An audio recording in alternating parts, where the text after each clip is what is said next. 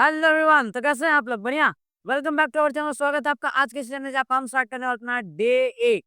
75 days में से आज 8वां दिन है और आज के हम पढ़ने वाले हैं अपना पॉलिनॉमियल्स का आखिरी लेक्चर, जिसमें हम सॉल्व करेंगे पीवाईक्यूज। क्या करने वाले हैं हम? पीवाईक्यूज। सर, ये पीवाईक्यूज क्या होता है? देखो, पीवाईक्यूज का मतलब होता है प्रीवियस ईयर क्वेश्चन, यानी पिछले साल के तुम्हारे बोर्ड एग्जाम में जो जो सवाल आए हुए हैं इस चैप्टर के, वो सभी सवाल हम करेंगे। ठीक है। तो देखो, ये चीज करने से पहले बहुत जरूरी है कि तुमने इसके पहले के लेक्चर देख रखे हो। तुम्हें अल्फा प्लस बीटा पता हो, अल्फा इंटू बीटा पता हो। खास करके डे 7 वाला लेक्चर देखना बहुत जरूरी है तुम्हारे लिए। ठीक है। और वैसे तो इंपॉर्टेंट सारे हैं यार, इंपॉर्टेंट होगा पढ़ाता ही क्यों मैं। ठीक है। तो आज शुरू करते हैं। ध्यान रहे, मैं सिर्फ क्वेश्चंस का बताऊंगा, है ना। यहाँ पे सिर्फ क्वेश्चंस ही करा पाऊंगा, कंसेप्ट वगैरह सारे रिवाइज करना पॉसिबल नहीं होगा। Still I will try my best कि जितना हो पाए, है ना, उस कंसेप्ट के लिए मैं आपको चीजें उसमें ऐड ऑन करते जाऊँ। ठीक है सर। तो चलिए शुरू करते हैं फटाफट से। पेन और पेंसिल निकालना और क्वेश्चन करते जाना। जैसे ये देखो, एक ट्रू फॉल्स का क्वेश्चन है। √3x + 5 is a linear polynomial. याद है, मैंने आपको बताया था लीनियर क्वाड्रेटिक क्यूबिक।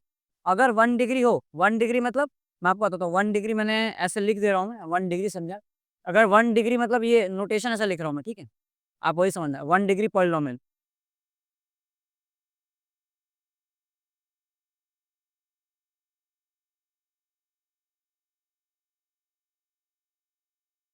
तो हमारे पास पहला सवाल है, √3x + 5 is a linear polynomial. ये है हमारे ट्रू और फॉल्स का सवाल। अब आपको अगर याद हो तो मैंने बताया था लीनियर, क्वाड्रेटिक और क्यूबिक। इसकी डिग्री हाईएस्ट पावर मुझे यहाँ पे 1 दिख रही है, इसलिए इसे हम लीनियर पॉलिनॉमियल कहेंगे। अच्छा, अगर इसकी डिग्री 2 होती तो हम क्वाड्रेटिक कहते हैं, और डिग्री अगर 3 होती तो हम क्या कहते हैं? क्यूबिक। सर, ये डिग्री का होता है?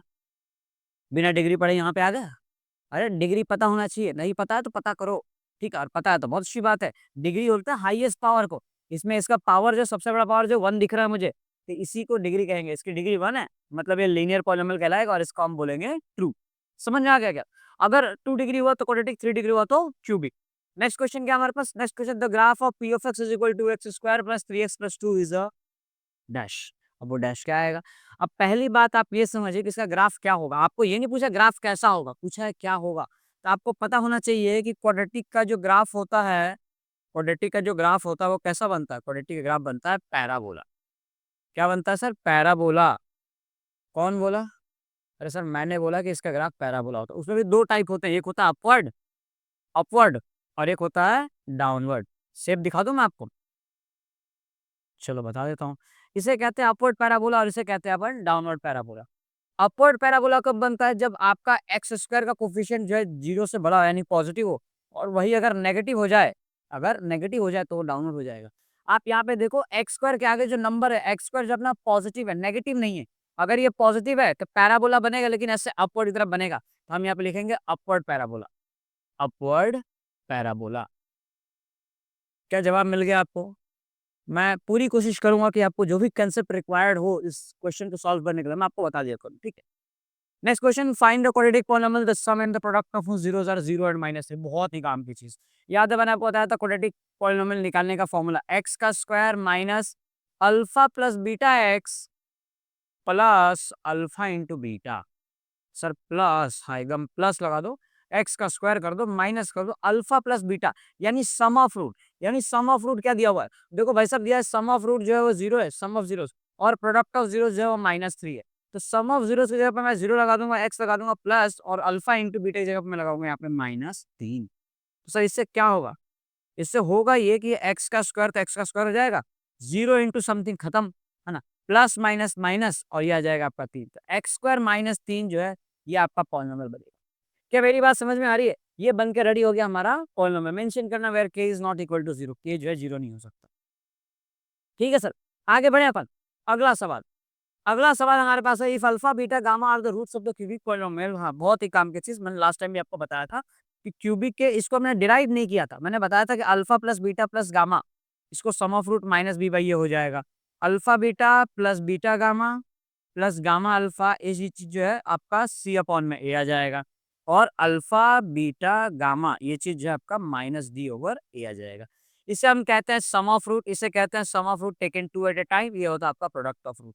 ये फॉर्मूला याद रखना, हालांकि सिलेबस से इसको किक आउट कर दिया गया, बट स्टिल ये लास्ट ईयर ही 2024 के पेपर में पूछा गया था, तो इसे पढ़ लेना। आपको जो है इसको रिस्क नहीं लेना चाहिए इसके साथ में, है ना। रिस्क तो आपको लेना ही नहीं चाहिए, वैसे तो आप रिस्क लेने का पोजीशन में है नहीं फिलहाल।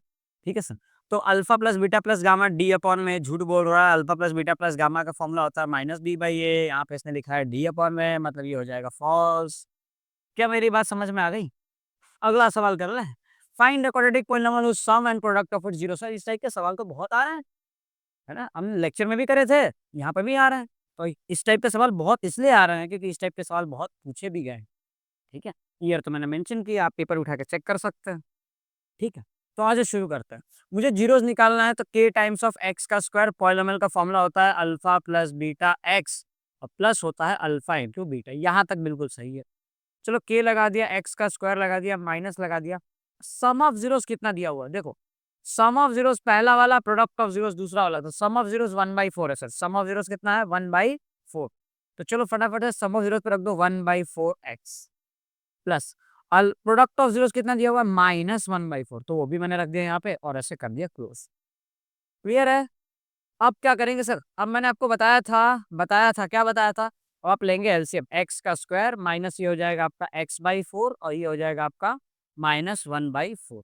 जब आप एलसीएम लेंगे तो अपॉन में आपने 1 कर दिया। ठीक है, अब एलसीएम लेते वक्त देखो, मुझे याद आ रहा है एक स्टूडेंट ने क्वेश्चन में कमेंट पूछा था मुझसे, कमेंट में क्वेश्चन पूछा था। क्वेश्चन में कमेंट कैसे पूछ सकता है कोई? सही बात है ना। तो 4x का स्क्वायर माइनस एक्स हो जाएगा और -1 हो जाएगा और होल अपॉन में आ जाएगा 4। सर बच्चे ने सवाल क्या पूछा था? सर बच्चे ने सवाल ये पूछा था कि सर आपने यहाँ पे k की वैल्यू 4 कैसे ले ली थी? ठीक है, तो देखो बेटा, आप इसका जवाब ये हो सकता है। ठीक है, मैं आपको ये बता रहा हूँ कि जब भी आपको अपॉन में जो नंबर दिख जाए, जैसे यहाँ पे 5 आ गया, 7 आ गया, तो वो नंबर पॉलिनोमियल को हम ऐसे तो रिप्रेजेंट नहीं कर सकते ना। पॉलिनोमियल तो आपको यही दिखाना है। तो जो भी डिनोमिनेटर में आपका नंबर रह जाता है, आप उसी नंबर को k की वैल्यू से रिप्लेस कर दीजिए। जैसे अगर यहाँ पे 7 होता तो मैं लिखता let k is equal to 7 और 7 से 7 हम कैंसिल आउट कर देते। ठीक है, ये k होता इसलिए था कि हम इसे कैंसिल आउट कर सके। ठीक है, और इनफैक्ट ये बहुत चीजें रिप्रेजेंट करेगा कि इसके इनफाइनाइट पॉलिनोमियल बना सकते हो आप। ठीक, फिलहाल आप खाली इतना ही समझे, है ना, कि जो भी डिनोमिनेटर में आपका नंबर आएगा उसी को आपको k की वैल्यू रख देनी है। जैसे यहाँ पे मैं लिखूंगा let k is equal to 4। अच्छा, इसका फायदा है ना, देखो लाखों का फायदा होगा। k की वैल्यू यदि 4 रखी मैंने तो ये हो जाएगा आपका 4x का स्क्वायर माइनस एक्स और ये हो जाएगा -1 और होल डिवाइड बाई 4। अच्छा देखो, 4 से 4 जो है कट जाएगा तो आपका पॉलिनोमियल बन के तैयार है 4x का स्क्वायर माइनस एक्स माइनस 1। ये रहा आपका गर्मा गर्म पॉलिनोमियल, गर्मा गर्म। नेक्स्ट करते हैं। अच्छा, p of one of the most important question. ठीक है, पी ऑफ 3 जीरो दे रखा है। Sir ji p of 3 zero दे रखा है। पी ऑफ 3 जीरो कहने का मतलब कि 3 is a zero of this polynomial. 3 is a zero of this polynomial, zero of this polynomial. Sir इससे क्या हुआ? अगर पी ऑफ 3 जीरो आ रहा है मतलब 3 को हम बोलेंगे जीरो है, मतलब एक्स की वैल्यू 3 आएगी, मतलब x minus 3 is equal to 0 हो जाएगा। अच्छा, x माइनस 3 जीरो आ गया, आपको याद है ऐसे ही दो चीजें आती थी, इज इक्वल टू 0 हम करते थे, यहाँ से इसको इज इक्वल टू 0 कर देंगे, है ना, और यहाँ से इसको इज इक्वल टू 0 कर देंगे। मैंने आपसे एक सवाल भी पूछा था कि यहाँ से हम इन दोनों को अलग अलग इज इक्वल टू 0 क्यों करते हैं? मैं बताऊं? आंसर तो किसी ने बताया नहीं, मैं बता देता हूँ। देखो, यहाँ पे लिखा हुआ है कि something into something is equal to 0। अब अगर मैं आपको बताता हूँ कि अल्फा इंटू बीटा 0 आ रहा है तो यहाँ से आपकी बुद्धि क्या बताएगी? आप, अरे भाई, दो नंबर को मल्टीप्लाई करने पे 0 कब आता है? लॉजिकल चीज है, आप ध्यान समझना। ठीक है, मैं फिर से बता रहा हूँ। अगर यहाँ पे फैक्टर्स दिए हुए हैं, दोनों फैक्टर्स का मल्टीप्लाई 0 आ रहा है तो यहाँ से आपको दो बात समझना ही चाहिए कि अगर इसको मल्टीप्लाई करने पे 0 आ रहा है, या तो पहला नंबर 0 होगा या तो दूसरा नंबर 0 होगा, या तो अल्फा 0 या तो बीटा 0, या फिर अल्फा और बीटा दोनों के दोनों 0 हो सकते हैं। तो इसलिए हम यहाँ पे सेपरेट करते हैं, लिखते हैं कि अगर ये 0 हुआ तो इसकी वैल्यू क्या आएगी और अगर ये 0 हुआ तो इसकी वैल्यू क्या आएगी। That is the reason behind this. समझ आ गया आपको, है ना? ठीक, आगे बढ़े अपन, आगे बढ़ते हैं। Sir x minus 3 is a factor, तो बिल्कुल सही है, x माइनस 3 इसका फैक्टर है, करेक्ट है ना? ट्रू लिखो, आगे बढ़ो, ट्रू लिखो, आगे बढ़ो। द प्रोडक्ट ऑफ जीरोस, अच्छा प्रोडक्ट ऑफ जीरो बताना। सर मैंने पढ़ा था प्रोडक्ट ऑफ जीरो यानी alpha into beta is equal to C upon A is equal to, बहुत तेज कर दिया। सी कितना दे रखा है सर? सी तो यहाँ पे 7 दे रखा था, यहाँ पे 7 रख देंगे? नहीं, बिल्कुल नहीं। सबसे पहली बात, ये स्टैंडर्ड फॉर्म में नहीं है, स्टैंडर्ड फॉर्म में अरेंज करो। 6x का स्क्वायर स्टैंडर्ड फॉर्म ये कहता है कि x बीच में होना चाहिए था, आप लगाओ यहाँ पे -7x और फिर रखो आप -3। अब बताओ मुन्ना, सी कितना हो गया तुम्हारा? -3। यहाँ लिखेंगे सर माइनस का 3 और अपॉन में ए कितना है सर? 6। काटो, 3 1 जा 3 2 जा और ये माइनस का साइन, तो -1/2 आपका correct answer, that is this one. ठीक है, समझ आ गया? ये हो गया आपका product of roots. Number of zeros बताने फ्रॉम द गिवन बिलो, ठीक है। 2 पॉइंट पे कट कर रहा है, एक यहाँ कट कर रहा है, एक यहाँ कट कर रहा है, सिर्फ नंबर ऑफ जीरोस 2 आ जाएंगे। ये देख के क्या मेरे गली के बच्चे बता देंगे सब छोटी मोटी चीज, ठीक है। और तुम भी बता दोगे, इसका मतलब ये थोड़ी है ना कि तुम्हें नहीं आता। बताया था ना, जितने पॉइंट पे कट करेंगे उतने जीरोस होंगे, ठीक है सर। आगे बढ़ता है। The zeros of P of x is equal to 2x minus. अरे सर ये बहुत छोटी बात कर रहा है सर, ये तो लीनियर पॉलिनोमियल के जीरोस पूछ रहा है हमसे, क्या बता देंगे?